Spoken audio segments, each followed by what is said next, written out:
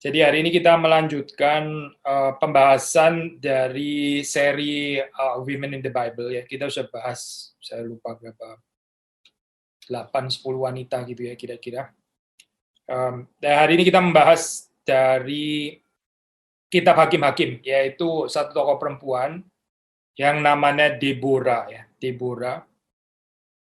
Kita membaca Hakim-Hakim pasal 4. Mari kita membaca Hakim-Hakim pasal 4. Saya membaca dari ayat 1, kita baca dan seterusnya. Setelah Ehud mati, orang Israel melakukan pula apa yang jahat di mata Tuhan. Lalu Tuhan menyerahkan mereka ke dalam tangan Yabin, Raja Kanaan, yang memerintah di Hazor. Panglima tentara ialah Sisera yang diam di Haroset Hagoyim. Lalu orang Israel berseru kepada Tuhan, sebab Sisera mempunyai 900 kereta besi, dan 20 tahun lamanya yang menindas orang Israel dengan keras.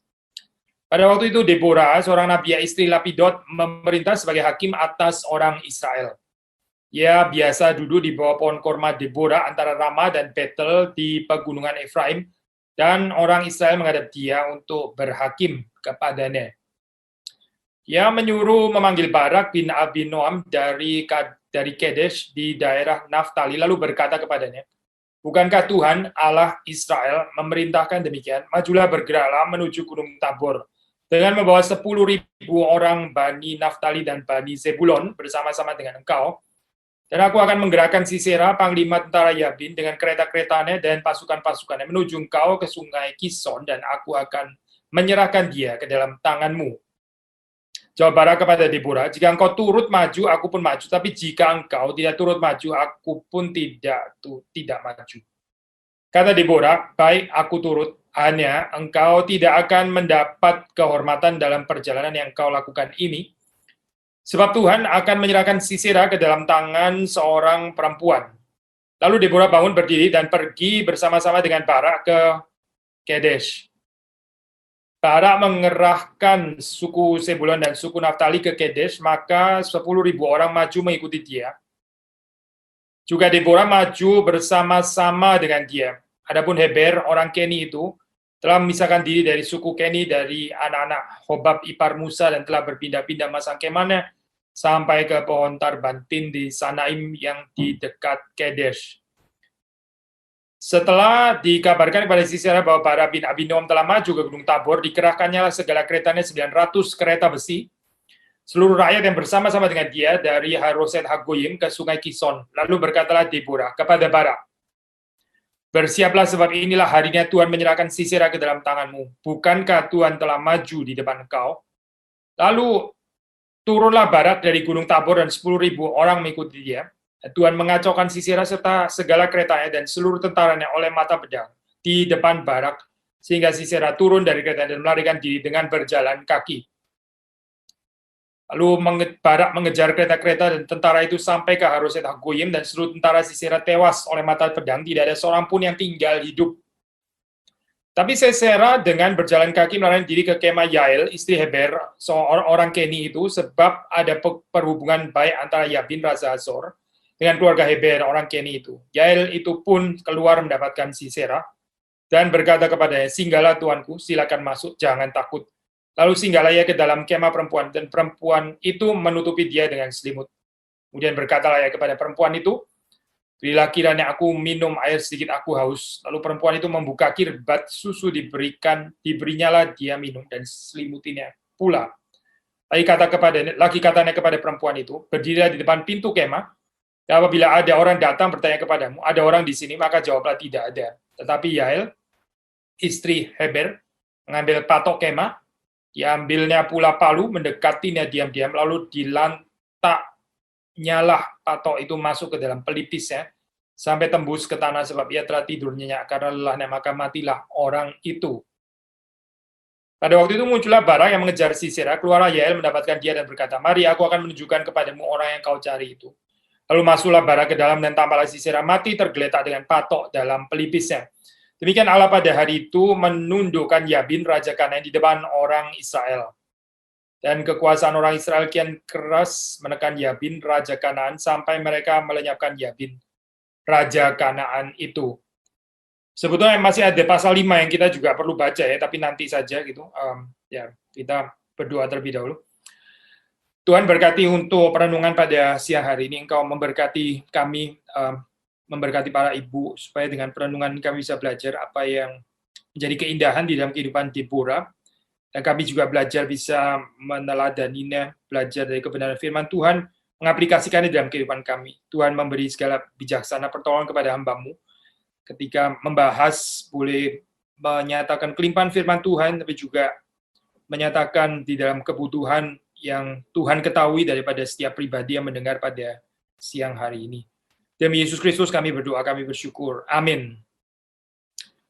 Ya, sudah ini kehidupan Deborah ini seringkali menjadi satu ini ya diskusi, bahkan juga perdebatan, contoh kasus dan sebagainya tentang kepemimpinan seorang wanita ya, oke atau enggak oke gitu, tapi ternyata di dalam Alkitab ini ada gitu. Kita melihat di sini disebut dia itu adalah hakim ya, salah satu daripada hakim-hakim. Ini memang perkecualian gitu. Lalu kok dicatat seperti ini, apa yang kita bisa pelajari di situ dari perkecualian seperti ini gitu. Terutama mungkin bagian ini lebih sensitif untuk kita orang ini ya kali ya, kebudayaan timur itu.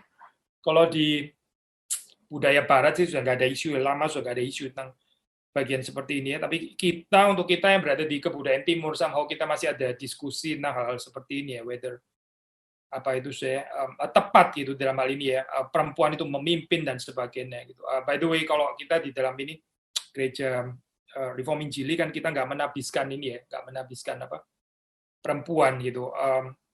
Ya kalau kita boleh kaitkan dengan ini, dengan apa ini saya tiga jabatan Kristus itu priest, king, prophet ya dalam hal ini. Di sini yang disebut ini Deborah itu adalah prophetis ya, nabi gitu, nabiah. Meskipun judge itu ya, ini belum ada raja sih, judge itu hakim mendahului ini ya, mendahului raja. Yang pasti bukan itu adalah imam ya, yang pasti bukan itu adalah imam gitu. Kalau saudara melihat di dalam sejarah itu, bahkan juga di dalam cerita apa ini ya, orang Israel itu imam itu nggak pernah ada yang perempuan gitu. Jadi imam perempuan itu menandai apa namanya, pagan ya, apa ini ya, kekafiran di dalam zaman itu. Jadi di tengah-tengah bangsa yang tidak mengenal Allah, yaitu bangsa-bangsa yang tidak mengenal Yahweh. Nah itu mereka punya ini ya, apa imam-imam perempuan dan sebagainya. Tapi di Israel nggak pernah ada sama sekali. Jadi saya pikir kita perlu differentiate di dalam hal ini ya, king, prophet, dan apa ini priest gitu. Nah kita membaca di dalam bagian ini saya apa itu gambaran daripada pattern yang seringkali diulang di dalam kitab Hakim-Hakim ya, seperti sudah membaca dalam ayat 1 kita sudah pernah bahas ya di dalam ini ya, apa kitab Hakim-Hakim itu kan patternnya berulang seperti itu terus ya. Jadi setelah seorang hakim itu mati ya, yang memimpin Israel, membebaskan Israel daripada penindasan, lalu mati, lalu terus kemudian orang Israel mulai berbuat jahat lagi, melakukan apa yang jahat di mata Tuhan. Lalu terus kemudian apa yang terjadi? Tuhan menghukum mereka ya. Tuhan menyerahkan mereka ke dalam tangan Yabin raja Kanaan. Lalu terus kemudian setelah itu apa? Setelah itu orang Israel berseru kepada Tuhan ya. Di dalam penindasan, oppression yang dialami itu orang Israel berseru kepada Tuhan. Terus kemudian biasanya pattern-nya itu adalah lalu kemudian Tuhan membangkitkan seorang hakim. Ya, terus hakim itu memimpin Israel, memberikan kemenangan, yang membebaskan Israel daripada penindasan tersebut. Lalu setelah Israel mulai masuk ke dalam masa aman, nah di situ Israel mulai melupakan Tuhan lagi ya. Jadi itu terus putar seperti itu ya, seperti kayak nggak ada pertobatan yang sejati gitu, terus menerus berputar di dalam circle yang sama gitu. Nah, saudara melihat di sini di dalam Hakim-Hakim pasal 4 ya, saudara bisa membaca cerita ini juga sama di situ terulang lagi, itu jelas sekali di dalam ini ya, apa ayat yang pertama dan yang kedua. Tapi yang menarik di sini adalah ini ya, apa somehow tiba-tiba gitu ya. Ini di pasal 4 ini kayak rather atypical gitu ini nih, pattern-nya di situ. Yaitu kita cuma membaca di sini ya, ayat keempat, pada waktu itu Deborah, seorang nabi ya, istri Lapidot, memerintah sebagai hakim atas orang Israel ya. Jadi memang ada yang berbeda sih dengan pattern ini ya, apa pattern biasanya di situ. Kalau kita coba bandingin dengan ini ya, dengan misalnya ya, di pasal sebelumnya ya, pasal 3 gitu. Saya membaca ayat 9 ya. Lalu berserulah orang Israel kepada Tuhan, maka Tuhan membangkitkan seorang penyelamat bagi orang Israel, yakni Otniel. Ini loh saya bagian ini ya. Kan bangsa Israel dipindah, setelah mereka melakukan apa yang jahat, terus ada penghubungan, bangsa Israel berseru kepada Tuhan. Lalu Tuhan membangkitkan seorang penyelamat bagi orang Israel, yakni Otniel, anak Kenas, adik Kaleb. Roh Tuhan menghinggapi dia dan ia menghakimi orang Israel. Sementara kalau sudah membaca di dalam pasal 4 ya, nggak ada Tuhan membangkitkan Deborah itu, nggak ada, bagian itu nggak ada, saudara perhatikan ya. Ini menarik gitu. Apa ya mau dikatakan oleh penulis hakim-hakim gitu. Mungkin dengan hati-hati kita bisa menafsir ya, ini bukan satu keadaan yang ideal gitu, yang dibangkitkan Tuhan itu laki-laki gitu biasanya, hakim-hakim itu laki-laki. Tapi dalam bagian ini ya, seperti kayak nggak ada cerita Tuhan membangkitkan ya, tapi terus kemudian ayat 4 cuma dikasih tahu pada waktu itu. Pada waktu itu, Deborah, seorang nabi istri Lapidot, memerintah sebagai hakim atas orang Israel. Sudah nangkep nggak poin ini ya? Ada saat-saat di dalam kehidupan manusia di mana yang seharusnya memimpin itu laki-laki, tapi somehow laki-laki itu nggak berfungsi. Laki-laki itu nggak menjalankan bagiannya sebagai pemimpin. Akhirnya ya inilah, ini bukan sesuatu yang ideal, ya nggak mengikuti pattern yang biasanya. Tapi ya Tuhan juga mengizinkan itu terjadi di dalam hal ini. Nggak ada, saudara nggak baca satu ayat yang aktif mengatakan Deborah diangkat oleh Tuhan, maka Tuhan membangkitkan Deborah. Itu nggak ada di bagian ini ya. Tapi ya apa boleh buat di sini ya. Kalau laki-laki nggak berfungsi ya sudah, perempuan pun juga bisa mengerjakan bagian itu dalam hal ini. Di dalam keadaan seperti ini ya, ini just di assume ya ada Deborah gitu ya. Orang bisa tanya loh mana yang laki-laki gitu. Bukan nggak ada laki-laki kan ya di sini. Ada Barak sebetulnya, tapi Barak juga bukan betul-betul di dalam posisi hakim gitu. Yang lebih di dalam posisi hakim di sini sebetulnya adalah Deborah. And yet Deborah pun juga nggak disebut sebagai hakim di sini ya. Maksudnya agak sedikit ambigu gitu. Tapi yang jelas dibicarakan, ditulis ya, atribut yang diberikan kepada Deborah oleh penulis hakim-hakim itu adalah nabiah. Nah ini pasti gitu ya. Dia seorang nabiah. Ya, dia pasti bukan imam. Tadi saya mengatakan nggak ada ya imam perempuan di Israel. Whether ini raja atau bukan, whether ini di dalam fungsi kepemimpinan atau bukan, itu debatable saya. Karena pertama, hakim-hakim ini kan raja ya, sebelum raja. Kalaupun dianggap sebagai antisipasinya daripada kepemimpinan raja, tetap di sini ya, nggak disebut bahwa Deborah ini adalah hakim yang dibangkitkan oleh Tuhan. Tapi dia disebut sebagai seorang nabiah, ya, seorang nabiah. Apa sih artinya nabi atau nabiah ya? Yaitu seseorang yang waktu dia berkata-kata, ya, dia menyampaikan isi hati Tuhan. Sekali lagi ya, saya, nabi atau nabiah itu adalah ini woman of wisdom ya, lady wisdom gitu ibaratnya. Lalu terus kemudian waktu dia berkata-kata itu dia bukan berkata dari dirinya sendiri, tapi dia berkata mewakili Tuhan. Yang dikatakannya itu betul-betul berasal daripada Tuhan. Maka di sini ya, saya waktu kita bicara tentang prophet atau prophetis ini ya, sangat erat kaitannya dengan wisdom.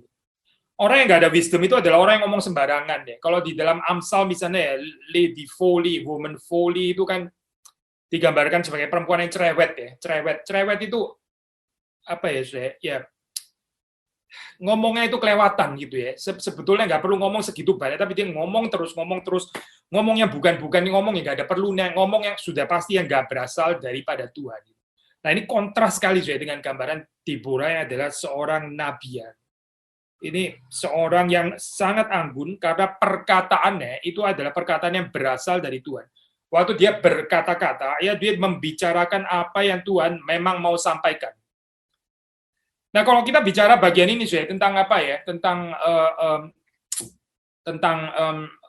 nabi, kita tahu ya Pentakosta itu kalau menurut perspektif dari kitab Yoel ya, kitab Yoel itu kan mengatakan di dalam Yoel bahwa nanti waktu Yoel menubuatkan ya nanti ya itu yang ditujukan Pentakosta ya itu semua orang itu akan bernubuat.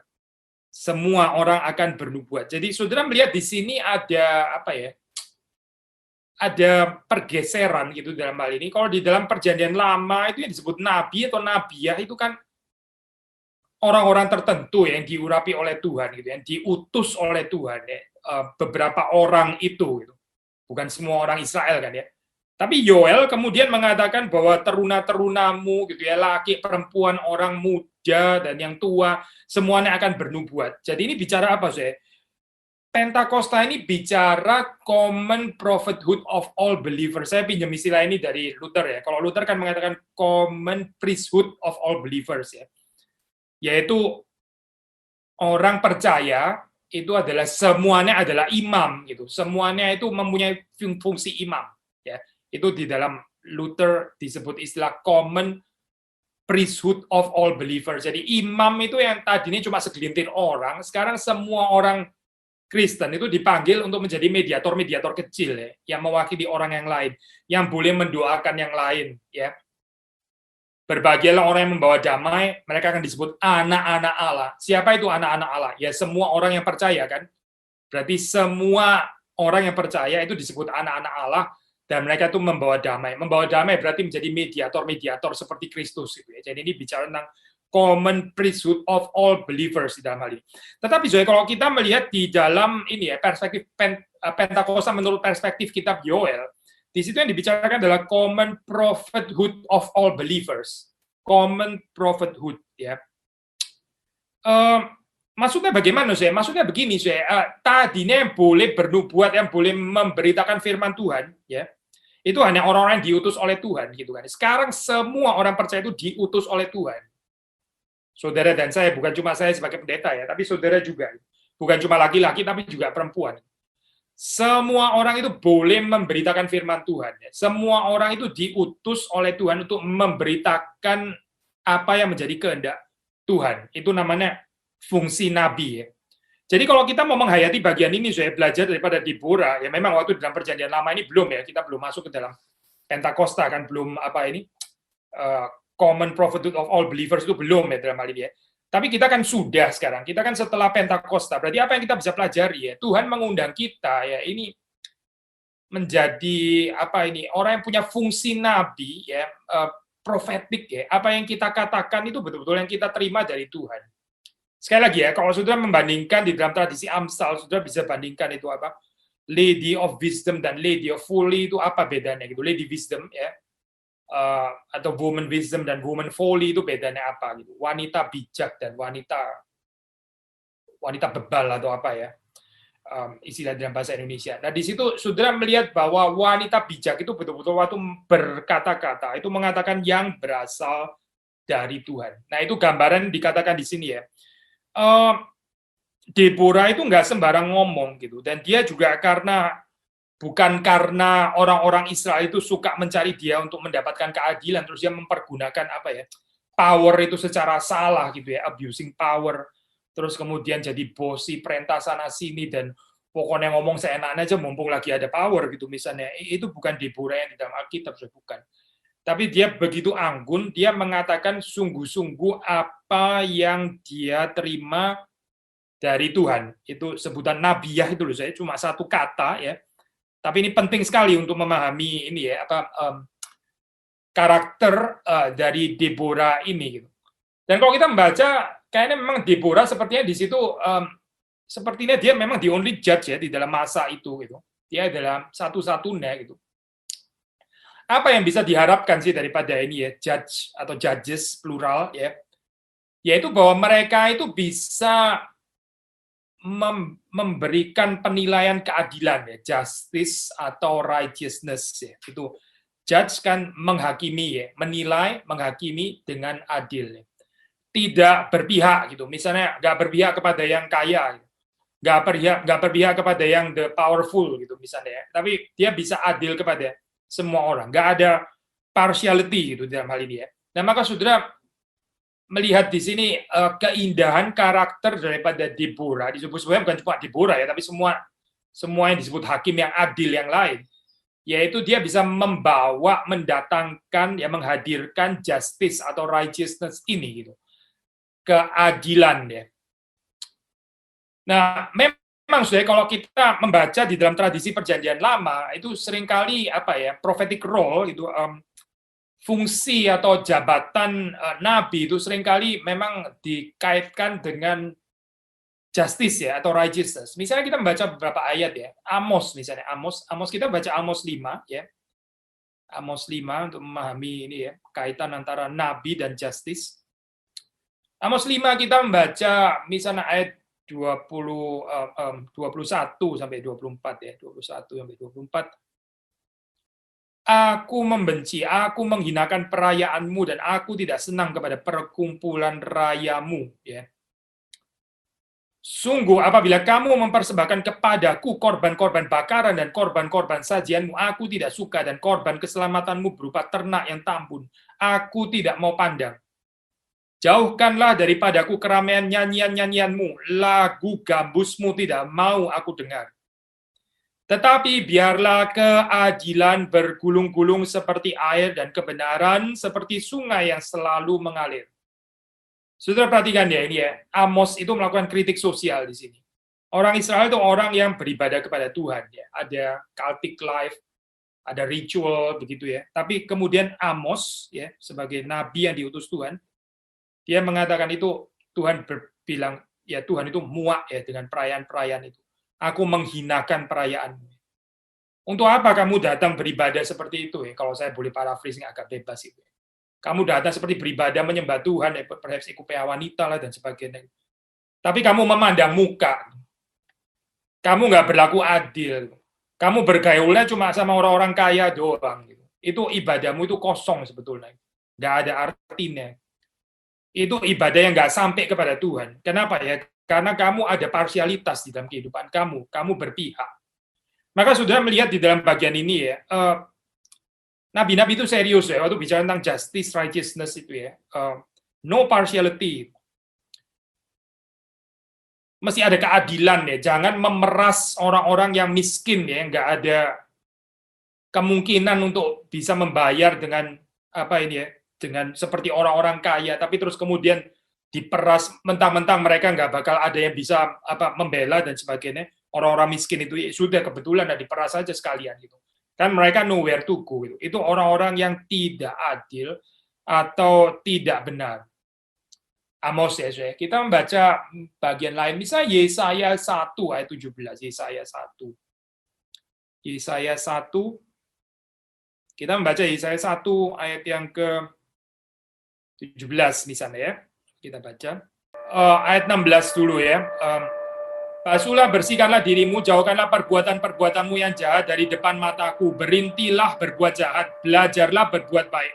Usahakanlah keadilan. Kendalikanlah orang kejam. Belalah hak anak-anak yatim. Perjuangkanlah perkara janda-janda. Ya di sini anak yatim, janda-janda ini ya saya mewakili orang-orang yang powerless gitu. Kelompok yang marginal yang nggak bisa membela diri mereka sendiri, yang nowhere to go kalau ada kesulitan itu tadi ya, kalau diperlakukan dengan tidak adil. Terus kemudian Yesaya mengatakan kalimat ini ya, perjuangkanlah perkara mereka, belalah hak mereka, kendalikanlah orang kejam dan sebagainya. Jadi saudara melihat di sini ya, Yesaya, Amos itu pemberitaannya ya sebagai nabi. Mereka menegur ketidakadilan, dan mereka menyerukan keadilan. Mereka menyerukan jalan keadilan, the way of righteousness.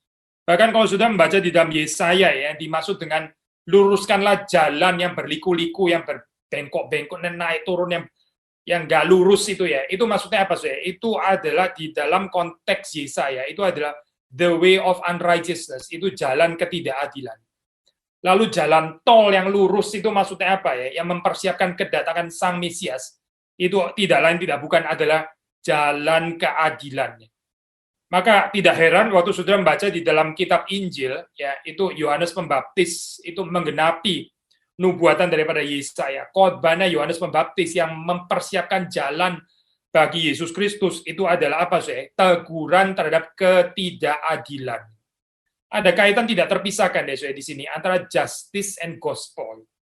Bahkan justice di sini mendahului gospel di situ. Kalau saudara membaca di dalam ini ya, struktur atau pattern yang ada di dalam Yesaya. Kita mesti ini ya, saya mesti peka di dalam hal ini ya. Kekristenan itu kalau gagal ya menghadirkan komunitas yang righteous, komunitas yang tidak berpihak seperti ini ya, ya sudahlah, kita seperti kayak omong kosong saja, saya bicara tentang Injil, bicara tentang Tuhan dan sebagainya, malah jadi batu sandungan di kanan kiri gitu ya. Kalau kita kesukaannya adalah menelan orang-orang miskin ya, mentang-mentang mereka sudah nggak ada power dan sebagainya, sudah gencet aja sekalian, kita suruh mereka bayar mahal dan sebagainya. Itu gambaran seperti ini, saya ini bukan kekristenan gitu. Itu seperti kayak orang yang nggak mengenal Tuhan.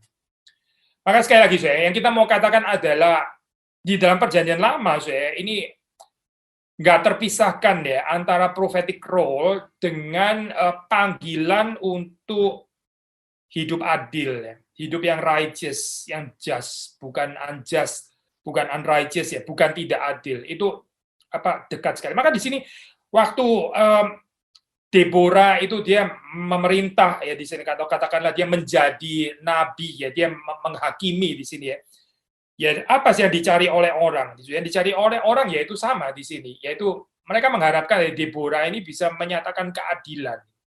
Karena di dalam Israel itu terjadi ketidakadilan ya. Lalu bagaimana orang mendapat satu figur ini yang seperti seorang ibu ya, bisa mendapatkan keadilan. Nah itulah yang bisa dituntut daripada ini ya. Seseorang wanita yang mempunyai karakter seperti Deborah ini. Sekali lagi, saya kaitan tidak terpisahkan antara prophetic role ya, Deborah itu nabiah, dan bagaimana dia menghadirkan ini ya, justice. Gitu. Di dalam ayat yang keempat di situ ya diterjemahkan apa ini? Hakim-hakim, saya balik lagi ke hakim-hakim ya, di dalam hakim-hakim 4 ayat yang keempat di situ kan ditulis itu ya, Deborah seorang nabiah, istri Lapidot ya. Memang ini bisa diterjemahkan demikian, Lapidot ya. Tapi ada komentar yang menafsir berbeda, saya maksudnya terjemahan Lapidot itu memang boleh terjemahan seperti itu ya. Tapi bisa ada translasi atau terjemahannya berbeda. Yaitu istilah ini diterjemahkan bukan wife of Lapidot, bukan istri Lapidot, tapi diterjemahkan sebagai woman of torches ya. Woman of torches. Torches itu obor gitu ya. Woman of torches. Nah, ini menarik saya gambaran ini ya. Kalau kita terima variasi daripada terjemahan ini, Deborah itu berfungsi seperti torch di situ ya. Seperti ya nyala api ya. Gambaran ini kalau di dalam Old Testament ya, torches itu misalnya, saudara bisa mendapatkan apa ya, range of meanings, spektrum arti itu misalnya kita baca, let's say dari ini ya, kita baca misalnya, saudara membuka misalnya di dalam Zekaria 12 ya, ayat yang ke-6. Zakaria 12 ayat ke-6 ya. Pada waktu itu aku akan membuat kaum-kaum di Yehuda seperti angglo berapi di tengah-tengah timbunan kayu dan seperti suluh berapi, ya, seperti suluh berapi. Di tengah-tengah timbunan bulir gandum api, keduanya akan menjilat ke kanan dan ke kiri segala bangsa di sekeliling, tetapi Yerusalem selanjutnya akan tetap tinggal di tempatnya yang dahulu. Jadi kita membaca beberapa ayat ya, saya ini Yesaya 62 ayat yang pertama. Oleh karena Sion aku tidak dapat berdiam diri, dan oleh karena Yerusalem aku tidak akan tinggal tenang sampai kebenarannya bersinar seperti cahaya dan keselamatannya menyala seperti suluh ya, seperti torch. Sampai kebenarannya bersinar seperti cahaya dan keselamatan menyala seperti suluh.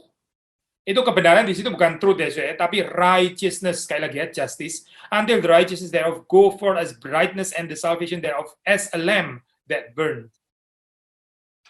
Lalu terakhir Daniel 10:6 ya, Daniel tubuhnya seperti permata Tarsis dan wajahnya seperti cahaya kilat, matanya seperti suluh yang menyala-nyala, lengan dan kakinya seperti kilau tembaga yang digilap, dan suara ucapannya seperti gaduh orang banyak. Jadi kita melihat ini ya di spectrum of meanings ini, kalau sudah membaca di dalam perjanjian lama waktu bicara tentang torch atau suluh di dalam bahasa Indonesia ya, itu range of meaning-nya itu memang menyatakan signifying kuasa yang bisa conquer gitu ya, bisa yang bisa mengalahkan ya. Dan Deborah ini membawa simbol seperti ini ya. Dia memang betul memiliki atribut seperti itu. Misalnya kalau sudah baca di dalam nyanyian pujiannya itu ya, maksudnya kita balik lagi ke Judges. Tadi saya bilang sebetulnya kita juga perlu baca pasal yang kelima sih ya, tapi coba kita melihat pasal yang kelima. Kita membaca misalnya di dalam ayat yang ketujuh ya. Penduduk pedusunan diam-diam saja di Israel, ya mereka diam-diam sampai engkau bangkit, Deborah, bangkit sebagai ibu di Israel. Ya. Kita melihat di sini bagaimana Deborah itu mengayomi ya bangsa Israel dengan sikap hati seorang ibu gitu ya, seorang ibu. Saudara perhatikan ya, ini keanggunannya ya. Seorang ibu, dia bukan menjadi hakimnya hakim gitu atau menjadi hakimnya Barak gitu, menjadi pemimpinnya pemimpin atau apa, bukan, tapi dia mengambil posisi sebagai seorang ibu ya, seorang ibu. Judges 5 ayat 7. Jadi sudah melihat di sini Deborah memang mempunyai karakter seperti ini ya, seperti torch, seperti suluh yang menyala, yang mendatangkan, yang menghadirkan keadilan itu terwujud di dalam kehidupan orang-orang Israel. Nah, ditambah lagi kalau kita menerima tafsiran ini Barak itu ya, artinya itu adalah lightning. Artinya itu adalah lightning ya. Barak itu, nah ini Barak lalu Deborahnya torch, Baraknya lightning ya. Ya mungkin ini ya, katakanlah kemungkinan sih ya, katakanlah coincident coincidental gitu ya dalam hal ini. Tapi kalau kita mengaitkan dua hal ini ya, ini berarti sangat nyambung dengan cara jalan ceritanya, yaitu bahwa Barak ini ya dia nggak bisa bersinar gitu ya tanpa Deborah. Barak itu membutuhkan Deborah. Deborah inilah yang bisa menyalakan api ini ya Barak sehingga dia bisa pergi berperang. Sekali lagi ya, bukan tanpa Deborah. Nah, memang di dalam tafsiran itu ada perdebatan kalau sudah melihat ini ya. Itu kita mau ngelihatnya bagaimana ya? Kita bisa ngelihat, loh ini gimana sih laki-laki kayak begini kok takut memimpin gitu misalnya, salah satu variasi ya. Apalagi waktu kita baca di dalam Judges 4 di situ dikatakan kan Barak bilang kepada Deborah ayat 8, jika engkau turut maju aku pun maju, tapi jika engkau tidak turut maju aku pun tidak maju gitu misalnya ya. Loh, terus kita tanya, laki-laki kok gini ya ngomongnya, kayak kurang laki-laki gitu ya. Terus gimana Deborah terus kebetulan ya sudah, mumpung laki-laki nggak mau, inilah kesempatan saya dapat power gitu ya. Jarang-jarang wanita dapat power. Bukan itu bukan ya. Sudah melihat Deborah nggak take over kepemimpinan seperti itu loh. Tidak, tapi dia mengatakan, baik aku turut ya, baik aku turut. Memang saya pasti akan pergi gitu ya. Hanya engkau tidak akan mendapat kehormatan dalam perjalanan yang engkau lakukan ini, sebab Tuhan akan menyerahkan Sisera ke dalam tangan seorang perempuan. Penulis daripada hakim-hakim ini so brilliant ya, waktu dia create story-nya ini jadi kita tahu, kita sudah baca perempuan ini kan sebetulnya bukan Deborah ya.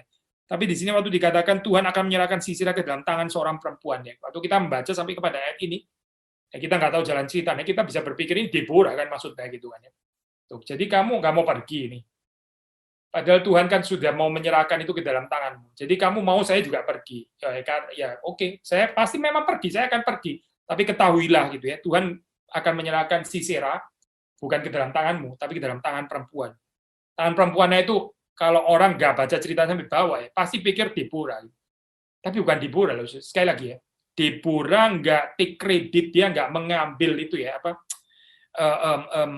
ya ini kredit itu ya, kemuliaannya Barak gitu ya, terus kemudian dia mempermalukan Barak gitu. Ini laki-laki apa kayak begini gitu, maju perang kok mesti ditemenin perempuan gitu, kurang laki-laki gitu ya, kurang ganas gitu, kurang ada fighting spirit atau apa, terus kemudian menghina-hina gitu ya. Itu bukan yang dilakukan oleh Deborah.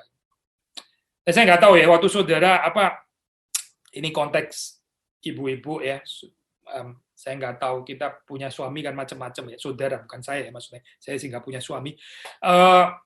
Tapi orang bisa ada punya suami yang rada indecisive ya, mungkin kurang bisa kontrol, leadership-nya kurang dan sebagainya.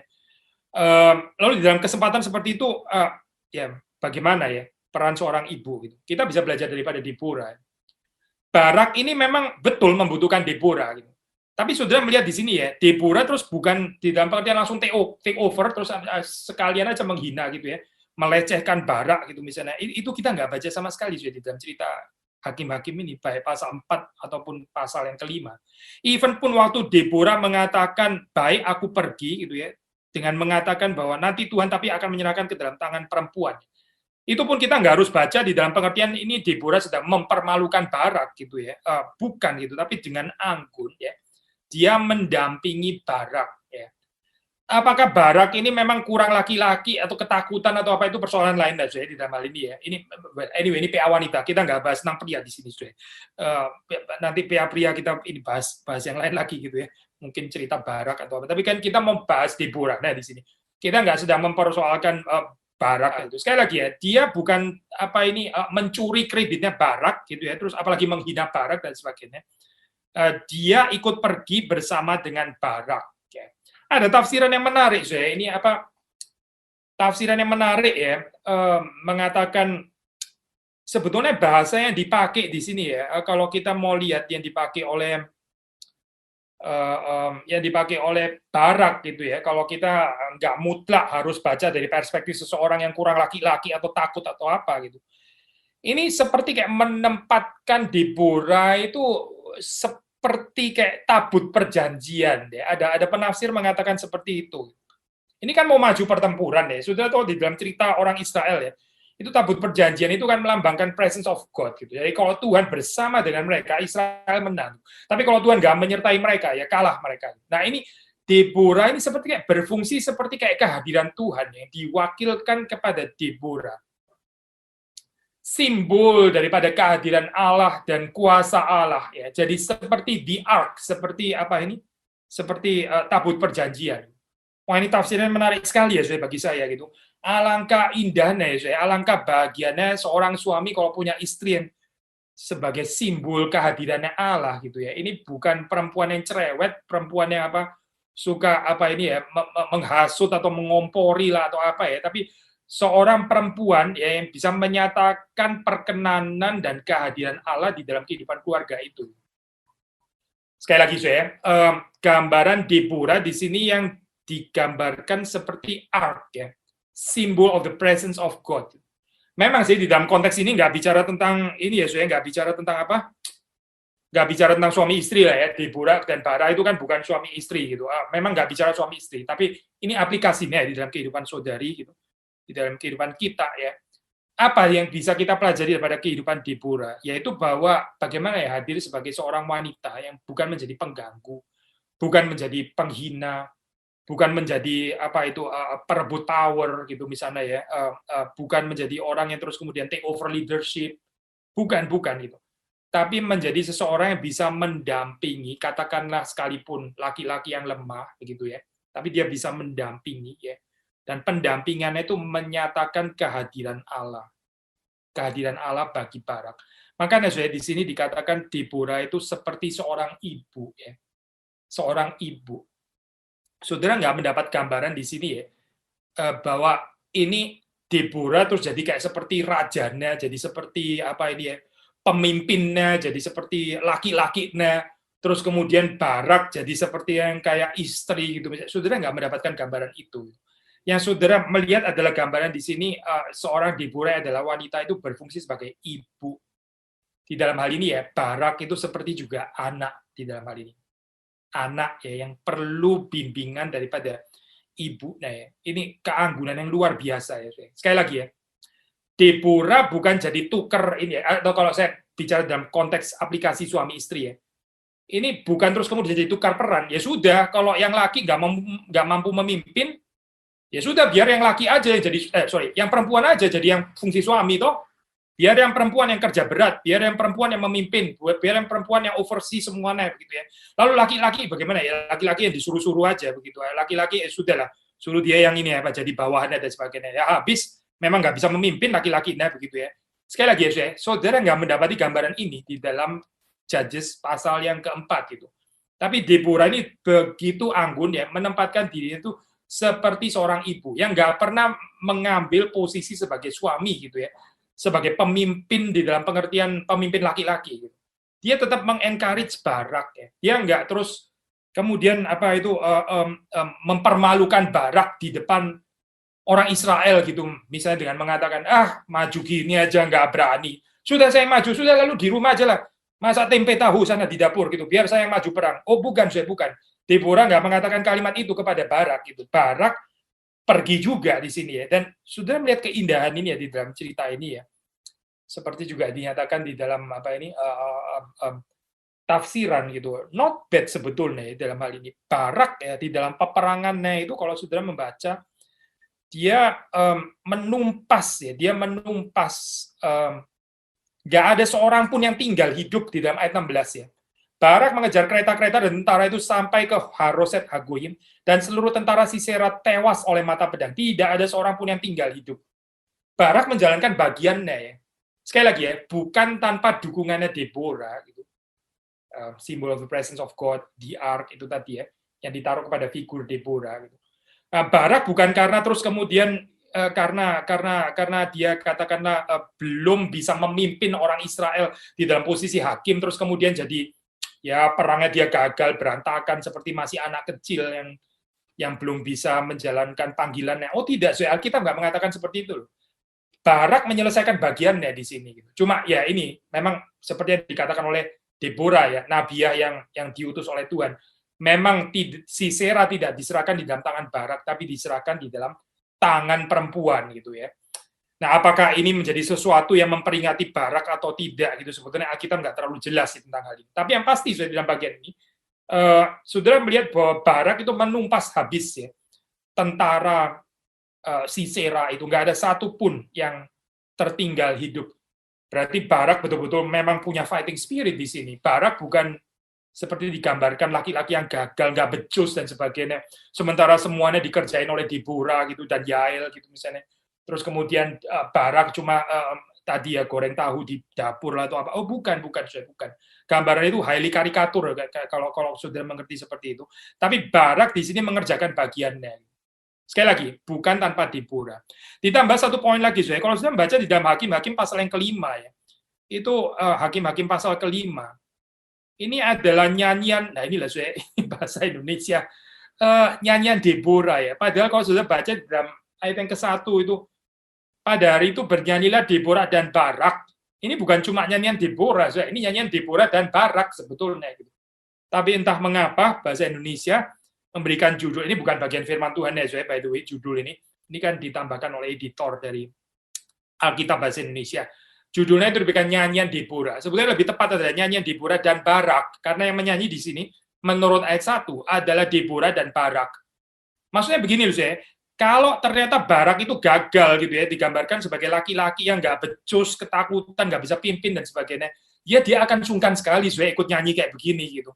Dia akan diam aja, aduh malu gitu ya, kok saya nggak ikut perang gitu ya, aduh gimana sih urusan kayak begini, kok mesti perempuan yang ngerjain gitu, saya kok cuma diem-dieman di rumah dan sebagainya. Oh tidak, saya tidak. Gambarnya sudah perhatikan ya, Barak ikut memuji, ikut menyanyi bersama dengan Deborah. Yang bisa ikut menyanyi seperti ini juga berbagian di dalam pertempuran berarti kan ya. Dan seperti tadi kita sudah bilang ya, memang dia menumpas habis tentara daripada Sisera itu ya. Nah, maka saudara, kita melihat di sini fungsi daripada seorang wanita ya.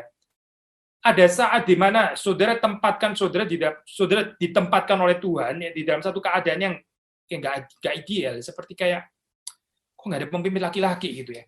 Kok suami saya nggak berfungsi sebagai pemimpin dan sebagainya. Atau mungkin di dalam konteks gereja gitu. Atau mungkin di dalam konteks masyarakat dan sebagainya. Saudara mendapati gitu ya. Kok laki-laki nggak ada yang bisa memimpin dalam keadaan seperti ini gitu. Semuanya masih seperti anak kecil. Ya sudah, tampillah sebagai ibu gitu. Tampillah sebagai ibu. Bukan tampil sebagai pemimpin kelaki-lakian dengan tangan besi gitu misalnya.